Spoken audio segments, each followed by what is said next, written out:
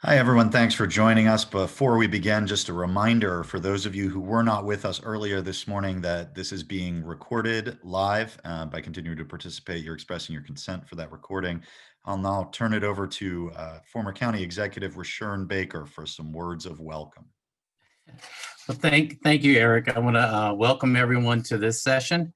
I think this is a great topic for us to be discussing. I know it's one that, as county executive in 2010, when I took over, it was during a great recession, and so we faced a huge budget deficit, and that's what many of our local governments going to face in the coming years. The University of Maryland School of Public Policy is proud to support local leaders during these times through an innovative partnership such as the Academy for Excellence in Local Governance and a partnership with the University of Maryland's Municipal League and Maryland's Association of Counties, and the Elected Executive Leadership Program, which is a partnership with Baker Strategies, which I'm head of. The latter program is premier leadership development program for elected county executives in the United States. This afternoon's forum session will focus on local government, how local governments are responding to the difficult budget times we are facing. Our speakers are both practitioners with long experience in government. Stephanie Curtis, Finance Director for the City of Omaha, Nebraska, and Robert Sanlas, Treasurer for Harford County, Maryland. Mr. Curtis's background is as follows. He serves as the Finance Director and Acting Comptroller for the City of Omaha since 2013. Prior to that, he was founding partner of Matrix Point, a healthcare and health and human services consulting firm. He served as the Director of Health and Human Services for Nebraska under Governor and now Senator Mike Jonas. In that role, Mr. Curtis managed a number of operational entities, including a $1 billion plus Medicaid program and a $100 million information technology and administrative organization. Excuse me. Mr. Curtis's 35 plus years of experience also includes serving in executive position with numerous private and public trade healthcare providers, service companies, and a venture capital firm.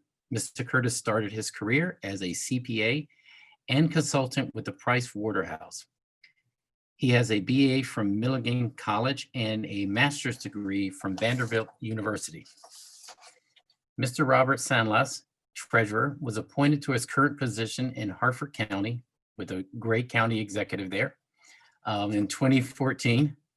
His prior experience includes being the Budget Bureau Chief and the Supervisor of Fiscal and Policy Analysis for the local government of Carroll and Baltimore counties, respectively. He holds a bachelor's degree in economics from Hampton-Sydney College in Virginia and a master's degree in public administration from the University of Baltimore. Robert is the president of the Maryland Governor's Government Finance Officers Association. He also serves on the Budget and Finance Committee for the Maryland Association of County. Our moderator for this session is someone who needs no introduction, has done a phenomenal job both at University of Maryland and in the state legislature.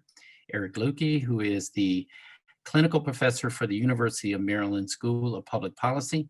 I will now turn it over to you, Eric. Well, thank you very much, County Executive Baker, and thank you to everyone for joining us today. We had a very productive conversation this morning about the general economic environment, the outlook for the future, the outlook for more federal stimulus, which I know a lot of us in state and local government are crossing our fingers for. This afternoon session will be more focused on how practitioners are responding and how they're hedging their bets given the economic uncertainty and everything. Just a couple reminders, we will be running until 3 p.m. If you have any questions, we'll save the Q&A for after our presenters are able to speak. You can ask any questions you have by posting them in the chat feature if you click on the chat button at the bottom of your screen. And then I will ask those questions of our presenters when we get to that point in the presentation. I'm going to turn now. Mr. Curtis, unfortunately, is a little delayed in joining us, but will hopefully be with us soon. So I'm going to turn now to Mr. Sandless to go ahead and talk a little bit about how he and Harford County are responding to the uncertainty. Sorry, Robbie, you're still muted. There we go. Now can you hear me? Great. So what I would like to do is just take a little bit of a brief overview of kind of the fiscal environment that we're currently in, how it all kind of developed, then get a little bit into the CARES money that the county received and kind of what we're doing with that. And if we have time to touch on kind of just from a practical standpoint, from a human resources perspective, if you will, how we're kind of managing finance in Harford County. So start off with just the fiscal overlay. And of course, all local governments are always a little bit different as our state governments in their revenue mix. So for those who aren't familiar with county governments in Maryland, primarily our revenues are derived from property taxes, most importantly, and then income taxes, secondly. And those two generally make up about 80% of our general fund revenues. Then you also have real estate transfer tax, things like recordation, transfer taxes, things like that, that sometimes might make up like an additional 10%. And then everything else makes up the other 10%. And then for the state, it's primarily income tax, followed by sales tax. And then they have a whole host of other revenues as well, like the lottery, property tax, which they use for debt service and things like that. But again, largely on the income tax and sales for the state, and then on the property tax and income tax for the counties. So going into about a year ago, things were looking really well. The economy was doing pretty well, and local governments, as well as the state government, were seeing a little bit of a blessing, if you will, from some of the changes in the Tax and Cuts Job Act, which in essence kind of pushed more income into the state and local taxable income. And more or less kind of what happened there was when they put the cap on the state and local income tax deductions and simultaneously increased the standard deduction, it kind of pushed a lot of people who used to be itemized deductors into standard deductions.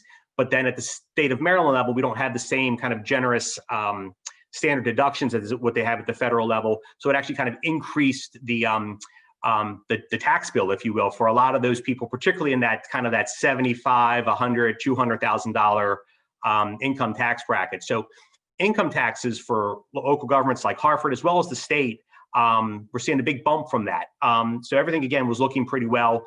Then we kind of get to March, and then the coronavirus strikes.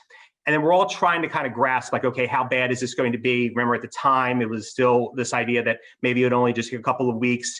There was a lot of talk about, is it going to be a V-shaped recovery? Is it going to be something a little bit more protracted? And so in Harford, we kind of took the approach that it was going to be relatively short term, again, that kind of that V-shaped recovery. But we did look at some of our revenues and say, okay, we're going to adjust a lot of these revenues down just to be on the safe side. So we did lower our income tax growth projection. We expected that the second quarter was going to come in just because of the shutdown. So the last half of fiscal year 20 was going to come in below expectations.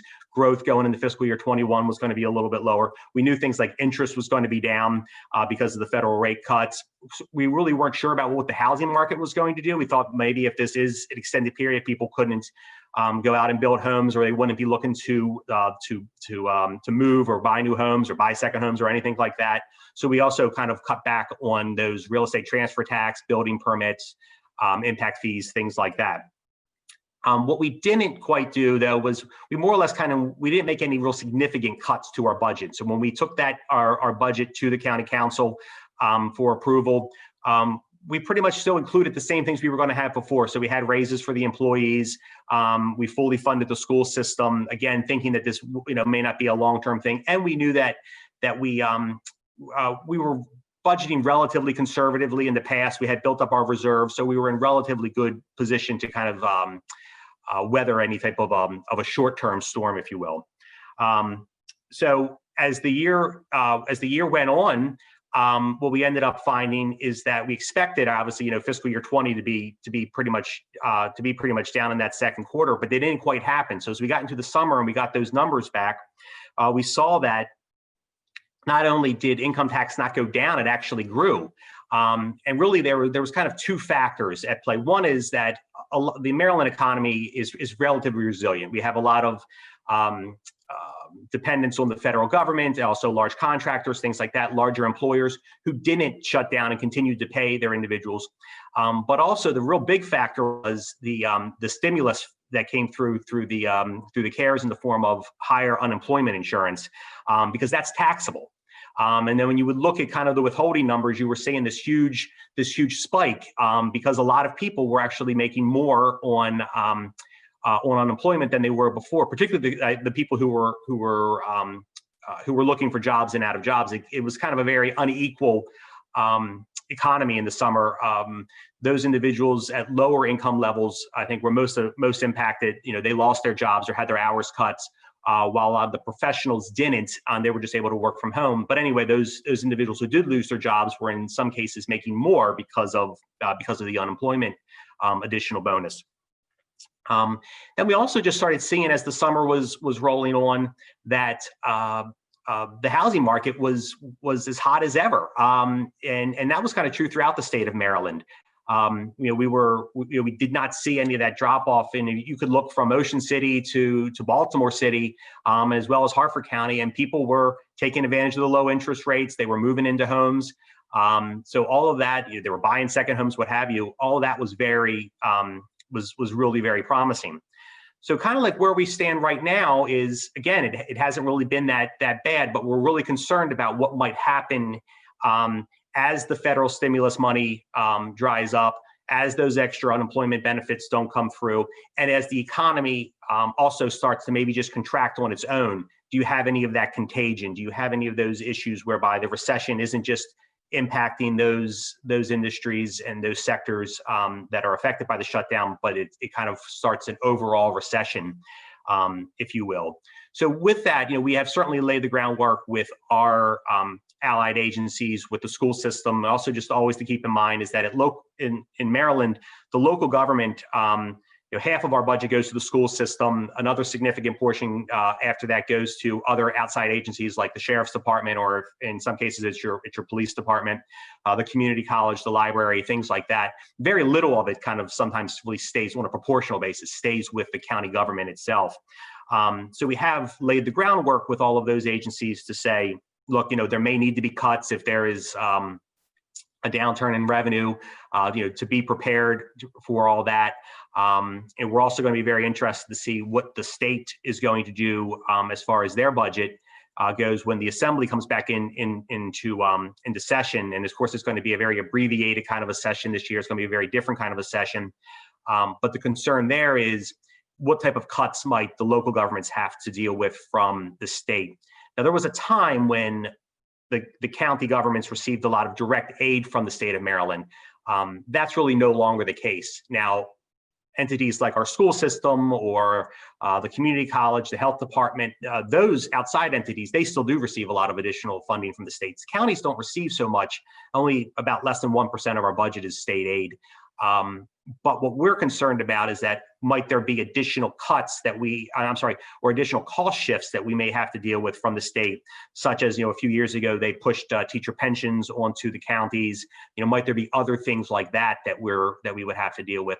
So as we kind of go into the upcoming budget season, which really for a lot of us starts next month, and we have to have our budgets into our county councils or into the citizens and the like by the time we get to April, when they're normally approved by May.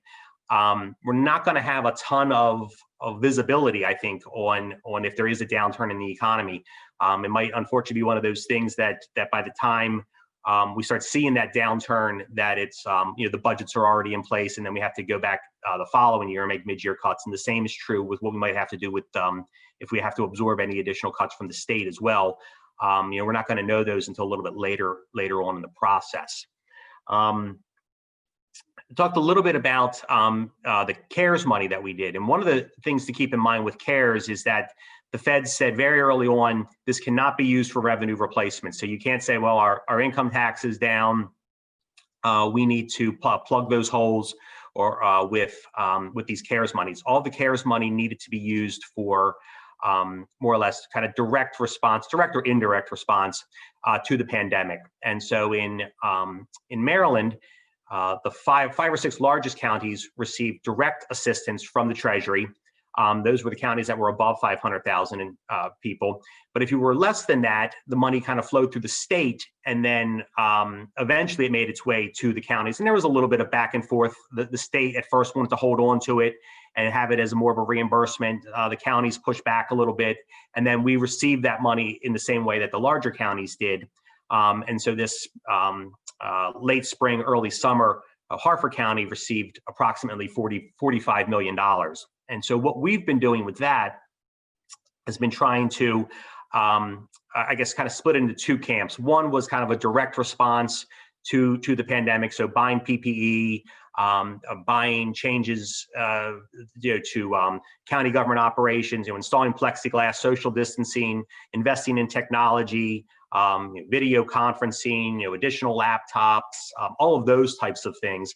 And then the other half, we've been focusing on direct aid to local businesses. And this is something that a lot of county governments haven't really had a whole lot of experience in doing. We don't normally just send out checks to local businesses like that. So we kind of had to get those projects quickly implemented, trying to have safeguards in it, because we're always afraid anytime you accept federal money.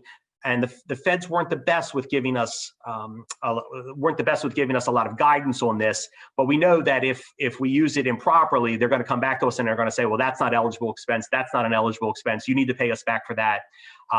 So we were kind of having to balance those two things. One, you had to spend the money before December 31st, but you also you want to spend it prudently. You don't want to waste it. You don't want to see it go to fraud or things like that. So we have been, trying to really get out that money, that second half of that distribution, about 22 million, to our local businesses and the like. So we started several programs. One, for most businesses, received $7,500.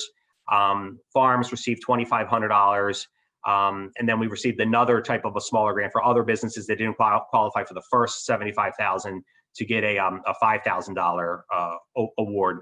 And then we re-up that then with another type of award that deals with restaurant specific, because we know that our restaurants are going to be one of the ones that are most impacted by all of this.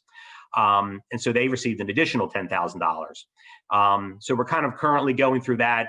We've now extended a program to childcare providers. We've extended programs to people that are behind in their water and sewer bills. We've done a lot of things like that. And we are confident that we're going to spend that $42 million before the end of December. But it certainly has been a challenge for us. And of course, we've been doing that, dealing with our own workforce and having our own workforce be, in many cases, kind of remote. And so the way that kind of developed is, like with most people, by the time we got into April, May, we were pretty much had most people teleworking as best they could. And for some people, they were able to telework a lot easier than other people, and we were kind of dealing with those challenges. But as we got to the summer months, then we started kind of coming back into the office. People were more or less kind of teleworking half the time. We reopened the counter. We reopened more or less to the public. We never officially closed to the public, but we were more, I would say, encouraging of the public to come into the building. If they needed to make payments, we would take them at the counter and things like that. But then about a week ago, as the numbers spiked, we kind of went back into a more full-time telework. And so a lot of challenges there. And it really kind of depends on the workforce you have. So like in a finance shop like Treasury, you have accountants and things and individuals like that, and being able for them to telework, that actually hasn't been too much of a challenge. We have a financial system that's on the cloud, Workday. They're able to take their laptops home. They're able to take care of a lot of stuff. No real problems there. I don't think we've really have missed a beat. Where we have issues is, I would say, with more of our customer service individuals. So we have water and sewer billing. We have the people who work the counters, take direct payments or field questions from the citizens. And so that's been a little bit more of a challenge because we don't have the technology in place to remote phones out. We're kind of a little old school in that we can forward your office phone to your personal phone, but we can't really set it up that it runs through your computer or anything like that. And so all of that's really been a challenge for us. And it's also a challenge in dealing with when you have new hires, trying to get people trained, trying to get people ready. And we've been using CARES money to try to supplement some of the technology in order to assist with that. But again, certainly a challenge. We have done several things to try to make things easier on the citizens as far as some of our main Treasury operations. In the summer, we had kind of outside tax payments. So instead of having individuals come into the building, we had several college interns who were out in the parking lot taking payments directly from citizens in their cars, and that was a big success. We have waived the credit card fees to try to make more people pay online. We're actually using CARES money for that. Again, trying to just whatever we can do to encourage people to not come into the building, to use the remote access to deal with things online. And for the most part, I would say our citizens have been really great about it. I think they've been really understanding. We haven't had any real major flaws or issues. We got our audit out on time. We haven't missed any payroll or anything like that. And so, again, so far on both the programmatic side, and I think also, again, going back to the fiscal side, doing well. It's been a challenge, but a lot of questions, though, as we get into the winter, we get into the future, about those things we talked about before. Is the economy going to contract? Are there going to be additional state cuts? Are there going to be additional stimulus? And if so, will it flow directly to the counties, or will it be more kind of indirect? And of course, we'll have to put together our budgets with limited information, and again, try to do the best that we can. Thank you. Thank you very much, Robbie. Unfortunately, it looks like Mr. Curtis hasn't been able to join us yet, so we're going to go ahead and dive a bit into Q&A. Okay. I'd like to start with this, and we still have County Executive Baker with us, who may be able to speak to it a little bit as well. But it's been about a decade now since the Great Recession. I'm curious, in your experience so far, how this is similar or different from that recession, and if there are any lessons learned from the Great Recession that you're applying now, or that you think could be applied to the current situation. So it was a little bit different than in that was a true kind of economic contraction, and you could feel that okay, the trajectory was changing. We were moving like this, and now it was like this, and then it was going to be a very slow recovery. And when we talked about those primary revenue sources the county had, all of them were going south. Income tax went south.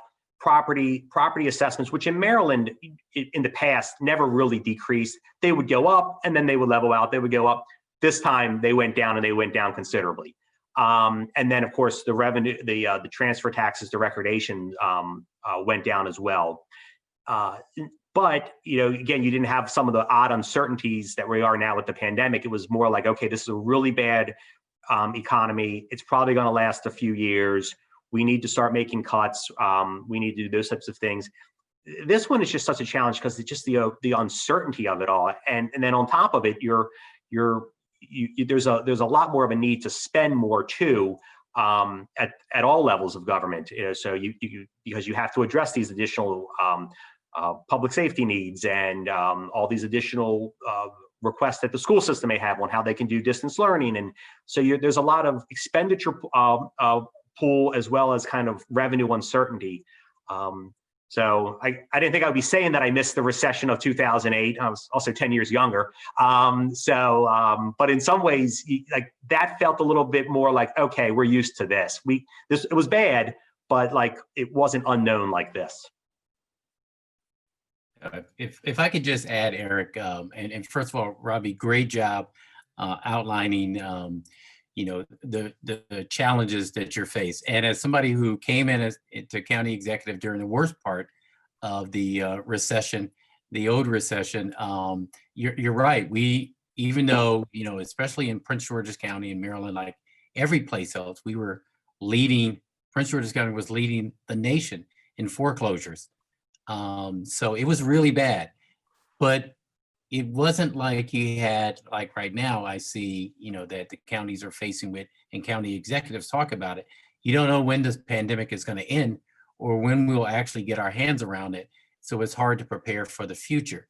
One of the things that you talked about in your presentation, which I thought raised a question to me is, during the other recession, when I was county executive, we were concerned about the state pushing more responsibilities down to the counties.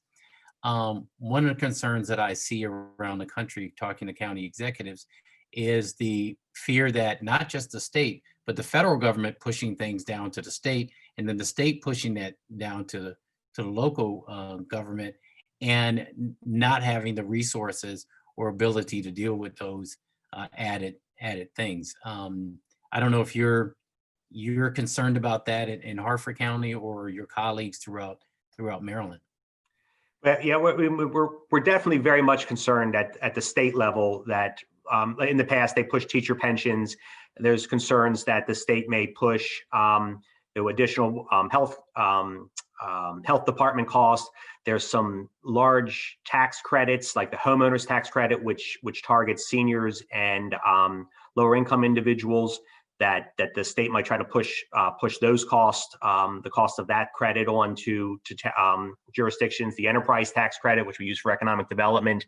So yeah, certainly a lot. And then yes, the federal government, some concerns there. I would say the bigger concern I would have with federal government spending is, again, like so many of us here in Maryland, Department of Defense and other domestic spending at the federal government is such a huge driver of our economy.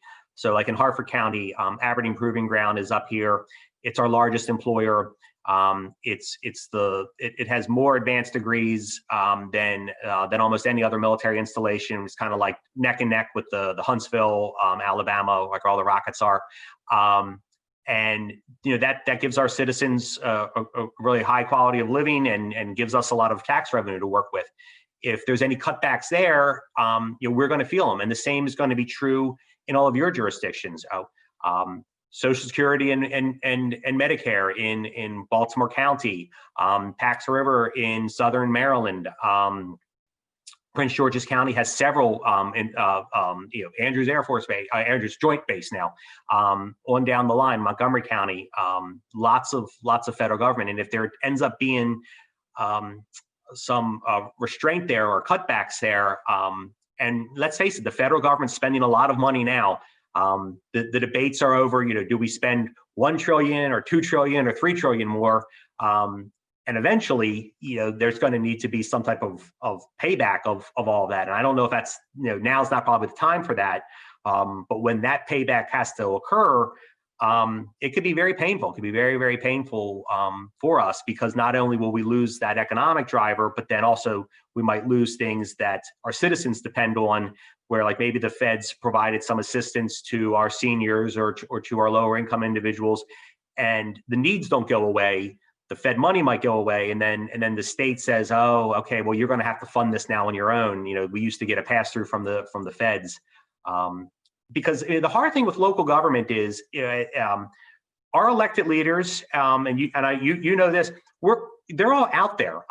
You can see your county executive. He's in the grocery store. She's your county council woman. She's at the park, so you can stop them all the time. It's not like Congress, where it's like you send them an email and you don't know where it goes.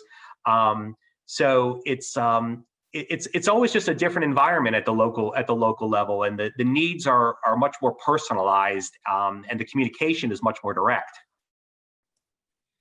And the decisions a lot of times affect people a lot more immediately. We had a question in the chat. about the business assistance that the county's been offering. And a lot of local governments, like you said, have been getting into sort of direct business assistance in a way that they haven't before, because of the shutdowns related to COVID. But the question was, does the county know what other types of aid local businesses received in addition to county assistance, such as federal PPP loans or state assistance? And is there any feedback from businesses on how that process has been working, on whether they've been able to access these multiple streams of support? Well, I know that our economic development office has been working full time, both in helping the local businesses reach out for the state programs and the federal programs that are available, as well as to take advantage of the county programs. As far as though like any type of central data depository where we can easily look up and say, yep, this guy got this and this business got that. Unfortunately, no. One of the challenges with local government is, again, there's so much information out there that we wish we had access to, and a lot of times by the time we get it, it's several years old. So like when it comes to economic information from like income tax and things like that, a lot we don't really know at the county level.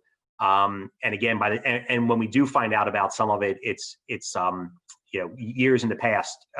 So with some of this stuff, the PPP loans, that'll be interesting to know. Will that have to be taxable? As I said before, the unemployment insurance, that is taxable. And we saw that in the withholding. But with these PPP loans, there's talk that, okay, it would be taxable. Maybe it wouldn't be. Of course, businesses are going to have a lot of expenses to kind of run it against. But we might not see that, though, until people do their taxes in April or even beyond that. All right. Another question from the chat. If there is a new federal stimulus from the federal government, what are the most important elements that you would like to see in that package? Is it, extended unemployment? Is it direct aid? What would the ideal federal stimulus for local government look like, in your opinion? Yeah. And from a local government perspective, I mean, direct aid would be the preference, because again, there's so much uncertainty, and we do know that eventually this, while the revenues haven't declined and have held up, that's not a long-term thing. So we're always would always love to just have it. Okay, don't make me jump through a bunch of hoops. Don't make the money go 10 different places. Provide it to us. We're not going to waste it. We're not going to spend it improperly. If anything, sometimes when you create all the hoops, that's where I think you were more likely to get the spending in improperly, because people are like, okay, well, it's almost like you're at the end of the night and you got a gift certificate to to a store, and you're like, well, okay, I got $50 to spend at Macy's. What do I need? And you might not need anything, but you go and you're like, oh, I got to spend this here. Whereas sometimes if you just had the cash, you're like, well, I can hold on to this cash and build up my reserves and make sure that I don't have to make any big cutbacks, or I don't have to lay anybody off, or things like that. I don't know if that's going to happen. I think there's a lot of jurisdictions that there's a partisan divide in all of this, and in Washington, there's a partisan divide in everything in Washington. And I think there's on some of the states that don't have as much state government, don't have as much of a high tax threshold. They don't want to bail out the states that do, and this and that, and so it kind of gets all caught up in again, those partisan politics. So I don't think there's going to be direct aid to the locals in any noticeable way. I think there might be another round of like CARES type funding that comes to us for PPP and specific things. I think some money might go to the school systems, but the unemployment insurance, I think, will be extended. I think that probably will happen, just because there's so many potential voters there, and that's, again, one of those things that Congress will hear about. And again, if it does do that, that does funnel its way through to our income tax, and that's been a big help. Well, so I'm curious, the taxes on unemployment insurance have helped, a little bit to maintain revenues during the recession. But one of the other bright spots has been, as you mentioned, the housing market, and the relatively strong sales we've seen in the housing market. I mean, housing prices are up almost 15% nationwide year over year. In some places, they're up a lot more than that. I saw Memphis, Tennessee, their average home price is up something like 50% year over year. So to what extent are you considering the long-term impacts of that in terms of increased property tax valuations, things like that, as you're planning ahead? Well, in Maryland, we do the property tax assessment. The state does the assessments, and they do it on a kind of on a triennial basis. So every county is split up into three parts, and they're generally relatively equal in the number of accounts. And then when they do the assessment, they phase in. If it's a increase, they phase it in over 3 years. So if my house is assessed this year and it goes up by 10%, it's 3.3, 3.3, 3.3 increase. And all of that kind of gives local governments a lot of stability and the ability to kind of look out and be like, okay, we're probably going to be okay. So even if there is a downturn in the economy, it doesn't necessarily it doesn't necessarily ruffle all of it doesn't necessarily change everything for us. Our concern is not so much. I think the residential is going to hold up. Again, yeah, residential, the economy is doing really well all around. The residential housing market. It's the commercial housing. It's the commercial real estate that we're really concerned about. And you're kind of talking about two things there: office space and then retail. Some jurisdictions have both. Some have one more than the other. But for a lot of us, you're talking about something that's 20, 30, 40% of our assessable base. And for the most part, those commercial businesses, they don't require as many services. The commercial base doesn't require as many services as do the residential base. The residential base, you have schools, you have parks, you have libraries.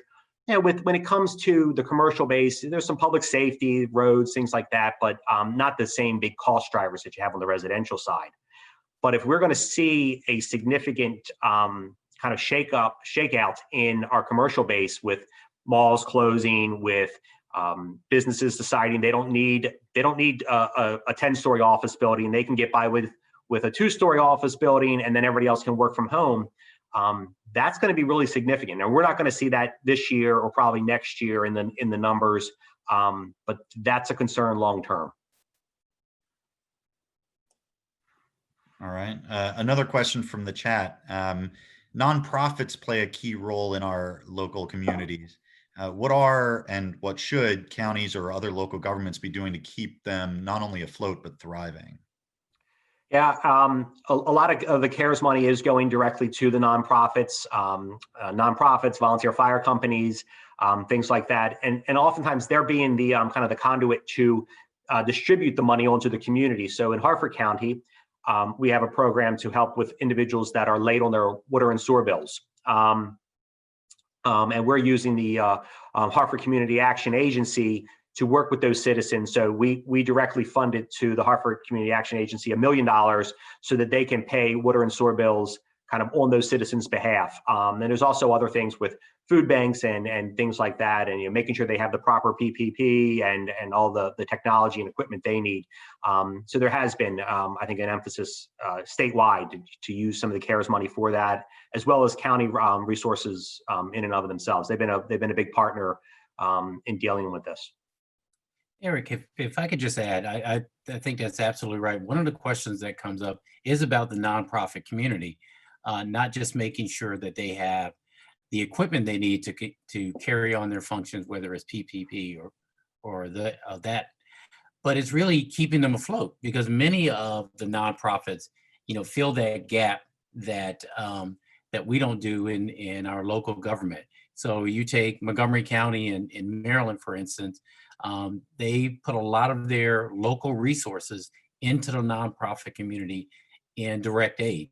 With the economy shutting down, many of those nonprofits relied on the local government to provide those resources.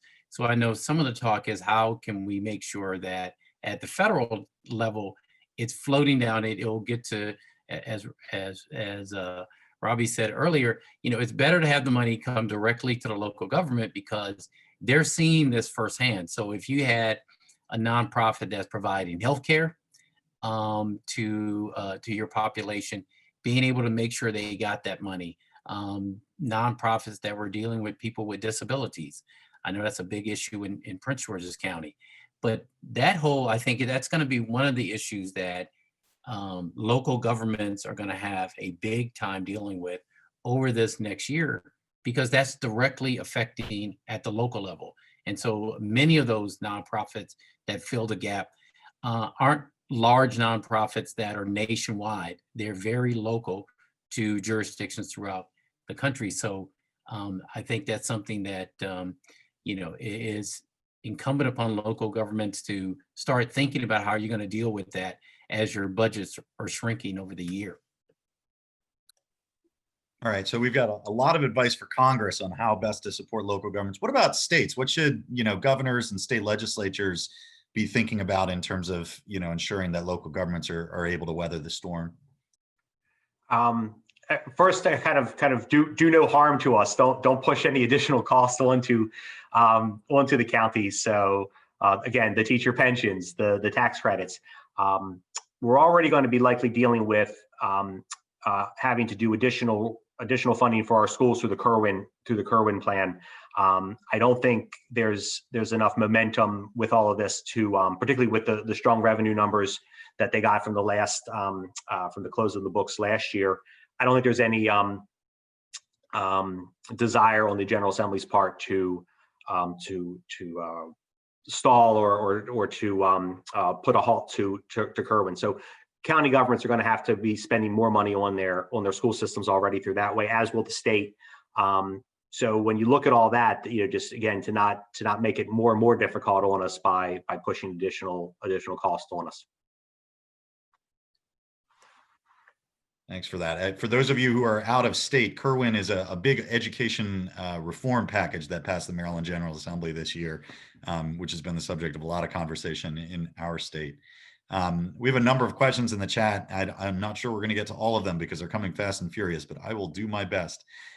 So one interesting question, is there a way to make a positive out of any of the negatives that have been created by the economic impacts of COVID? For example, do you see opportunities to redevelop commercial spaces for affordable housing or to meet other needs? Yeah, I think you certainly could. I mean, there's been redevelopment. If you look at, say, not so much with retail, but what Baltimore County did with the former Sparrows Point complex, the former Bethlehem Steel complex there, and turned it into a big logistical hub. And you're hearing talk that malls could be the perfect kind of Amazon distribution centers because they're centrally located and they have loading docks and things like that. I've seen things where malls have been turned into office parks and more restaurants and hotels, and so it's certainly a possibility.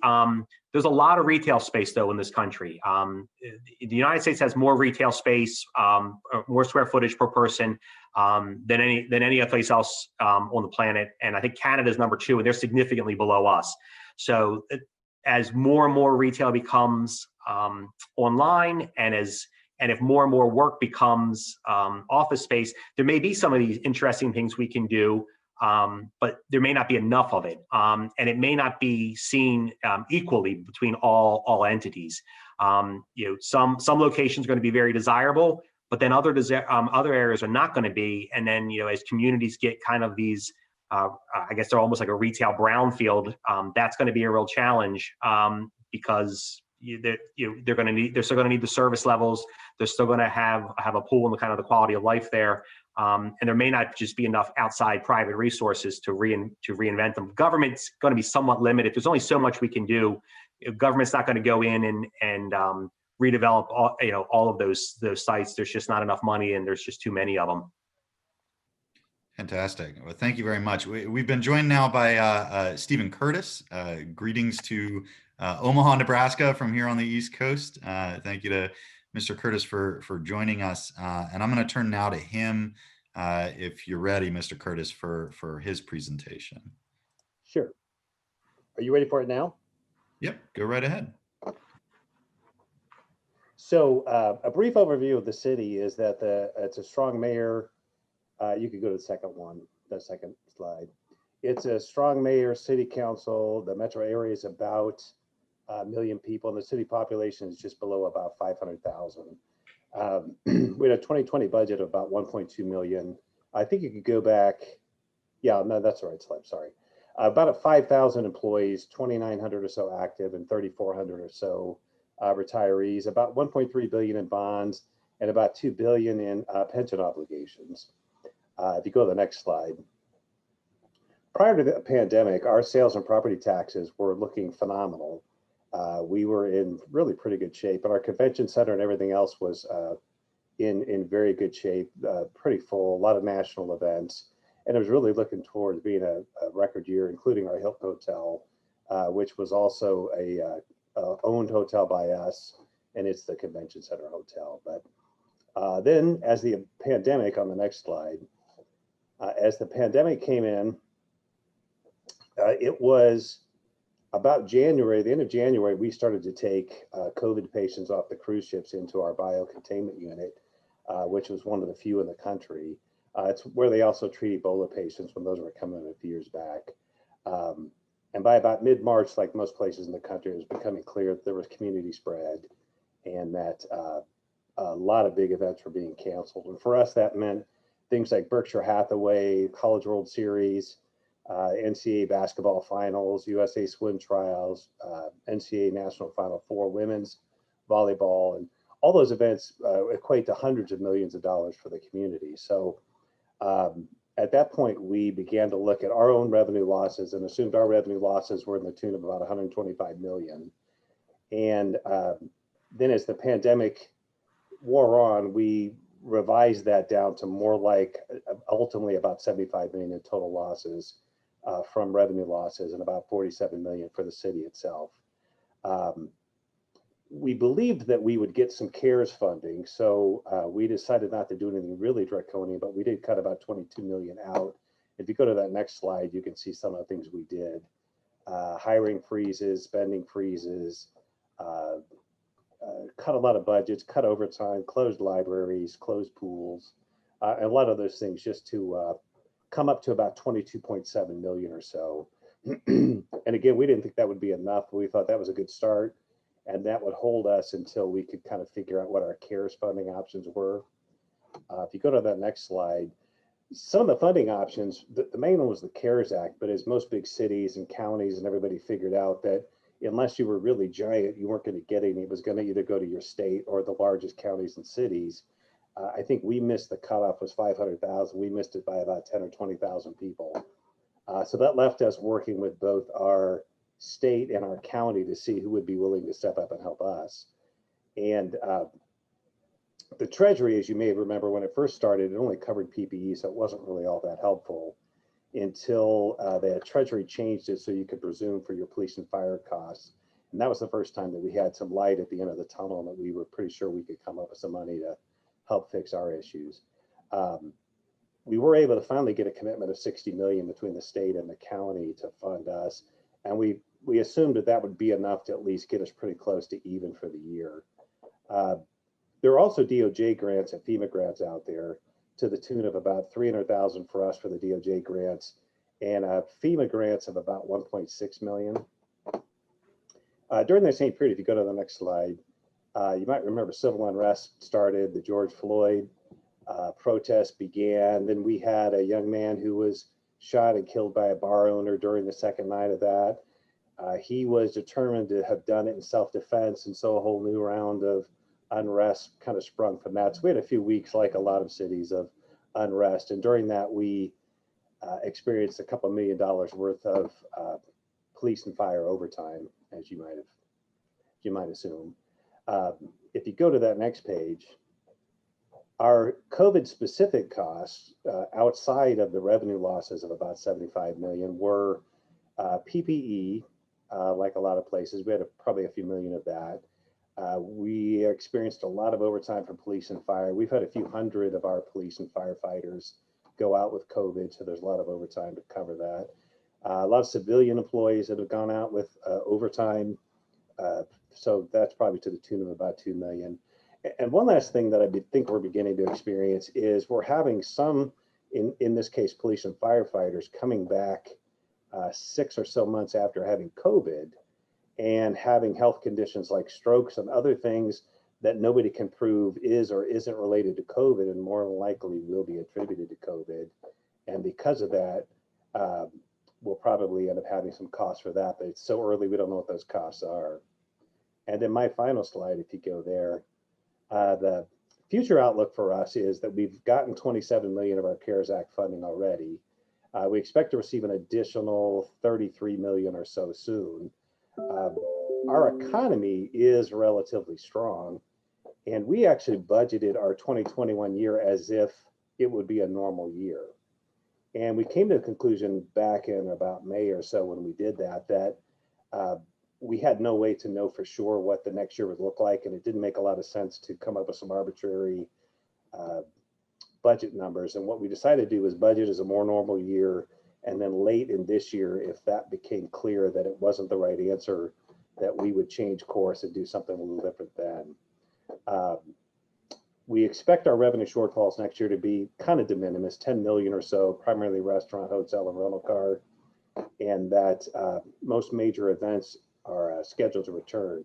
All that's predicated on, obviously, the virus being mitigated sometime in the next few months, which we believe looks possible with things like vaccines and everything. But if that doesn't occur, then obviously we would have to take another look and kind of go from there. So with that, I would turn it back over to you. And I was on Central Time, which is why I thought I was coming on 15 minutes early, and then I just realized you guys are working on Eastern Time, and it never occurred to me. Yeah, and that may have been our fault. This is the challenge in dealing with different time zones, right? I was glad I even got on a little bit early and was still able to do a presentation. Well, we appreciate you joining us. Absolutely. You raised an interesting issue around revenue sources, and I'm curious, given that we've seen such a differential impact on certain revenue sources from the COVID shutdowns and the related economic turmoil, if there are any lessons learned about local revenue structure. We've seen the states with local governments that are more dependent on hotel, restaurant taxes, sales taxes. The local governments have been a little more challenged. Any thoughts on that? No, that's a great question. I think those places that are more dependent on property and sales taxes, as you may have guessed, have done actually pretty well, particularly because of the phenomenon of over the internet sort of purchasing and the fact that you get your sales tax from those anyway. Those sources have stayed really pretty strong. But to your point, restaurant and occupation taxes, hotel, rental car, all of those, anything related to the hospitality interest took a giant nosedive here and everywhere else across the country. So those have been challenging. Fortunately, those equated to maybe 10% of our budget. While it was painful, we were able to moderate through it. Now, if we hadn't come up with the 60 million, it could have been a fairly ugly year for us. But no, to your point, I think sales and property tax seem to weather the storm quite a bit better. And income taxes more than likely would have as well. So a question from for both of our panelists from the chat. We've had a couple questions about the CARES Act funding and CDC order expiring and potential impacts on housing and evictions. Are there any ways that you're planning, your local governments are planning for the potential costs related to that? Robbie, you want to do first? Sure. I mean, in Hartford, and this was separate from. Sometimes when we say CARES actually covers quite a broad range of different programs. The big one, though, was this Corona Relief Fund, the CRF. But we did receive also direct funding, I guess, from HUD, part of CARES, that covers like some eviction assistance and housing assistance and things like that. So we have been working in that regard here. And of course, in Maryland, there's been for a long-standing time a kind of a moratorium on evictions. So even if you were behind, you weren't being evicted. I think that was lifted, but I think our governor was just speaking at 2 o'clock when this session started. So I don't know, maybe it's back now. I'm not sure. I know that a lot of entities have not been doing a lot of evictions. There is a little bit of a time lag when it comes even to the whole processing. Courts are behind, sheriffs are behind, things like that. So again, some direct Corona CARES money going towards that, as well as just the system itself is not moving quickly. Yeah, I would say in our case, our county government received about 166 million directly from the CARES fund, and they chose to, among other things here in this county, they chose to put 10 or 20 million towards rental assistance to try to keep people from being evicted. I know there was a moratorium here that went quite a while, and there's been quite a push from both the state and local government to sort of rein in any kind of eviction to the extent possible and get some relief. I don't know that it's been absolute, but there has been some effort to kind of curb all those activities until this moderates somewhat. Okay. I think we have time for one more question before we have to cut it off for the 3 o'clock end time. And Mr. Curtis, I think that means you get an extra hour of free time to spend because of. Yeah, that's kind of funny. As soon as I clicked in, I realized, oh, this started Eastern time. So the final question I'll ask is this. One of the unique challenges of this situation is that it's health driven. It's not just economically driven, it's health driven. So how have your relationships and conversations, your working relationship with your local health officers influenced your planning and thinking throughout this experience? Well, it's funny. I'll take that one at least initially. Since we have one of the giant biocontainment units here, a lot of the national folks were coming here, and some of our folks were being tapped to weigh in on national issues. So it's kind of interesting to see them on national television and then see them on our local television telling us what they think we should do.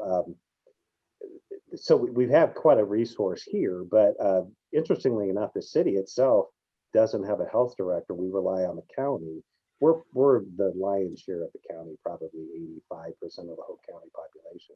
But we rely on the county health director, and she's been fairly prescriptive to the extent she can be. And then she has coordinated with the state health officials because there was always some question of jurisdiction and who had the authority to put various things in. Our governor has been fairly reluctant to go back to statewide mask mandates or closing down really stringently, but he has just put some health directives back in place to moderate and limit the amount of people that can be in certain spaces and those sort of things. There is a mask mandate here in the city, as well as the city of Lincoln, the two major cities in the state.